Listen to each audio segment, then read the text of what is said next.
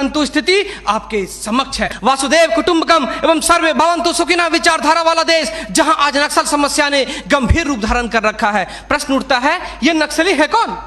समाज के सबसे शांत, शहरों से दूर जंगलों में रहने वाले तथा खेतों के माध्यम से अपने जीवन यापन करने वाले वो लोग जो अपने पूर्वजों द्वारा दिए गए धरोहर को बचाने के लिए सरकार के खिलाफ हथियार बंद हो गए हैं और अंततः ये लोग नक्सली बनने पर मजबूर होते हैं। महोदय, आधुनिकीकरण के नाम पर उन गरीब आदिवासियों की जमीनों को छीन ली गई तथा उन्हें मजबूर कर दिया बंधुआ मजदूर बनने पर, किंतु आज उनकी अधिकारों की कोई बात तक नहीं करता। मन समर्पित, तन समर्पित और यह जीवन समर्पित। मैं पूछता हूं, देश की धरती तुझे क्या दूं, क्यों दूं और किस लिए न्यौछावर करूं अपना सब कुछ तुम पर? क्या इसलिए कि मुझे देशद्रोह जैसे शब्दों से नवाजा जाए या इसलिए कि मुझे फर्जी इनकाउंटर में मार दिया जाए? जी हां अध्यक्ष महोदय, कुछ ऐसा ही समय था जब मान्य सूर्य लखन भैया सोहराबुद्दीन तथा तुलसीराम प्रजापति को फर्जी इनकाउंटर में मार दिया गया। यह कैसी विडंबना है महोदय। हमारे विपक्षी साथी द्वारा मानव अधिकार का संरक्षण किए बगैर ही राष्ट्रीय सुरक्षा की बात करते हैं। जब आम लोगों का कोई अधिकार ही नहीं हो तो इस स्थिति में राष्ट्रीय सुरक्षा का क्या मतलब? मैं पूछना चाहता हूं अपने विपक्षी साथियों से,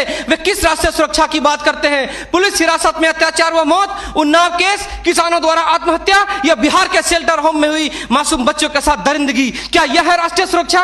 राष्ट्रीय सुरक्षा का अर्थ सिर्फ सीमा की सुरक्षा नहीं बल्कि सीमा के अंदर रह रहे व्यक्तियों की सुरक्षा से भी है। अपने हक को मांगे जाने पर लोगों को नक्सली तथा आतंकवादी करार दिया जाता है तथा यह सुरक्षा देने वाले पुजारी आईपीसी की धारा 124A के तहत गिरफ्तार कर उन्हें देशद्रोह का मुकदमा चलाते हैं, फिर फर्जी इनकाउंटर में भी मार गिराते हैं। जबकि सुनील बत्रा बनाम दिल्ली प्रशासन में माननीय न्यायाधीश ने स्पष्ट किया है कि फर्जी इनकाउंटर हत्या के समान है।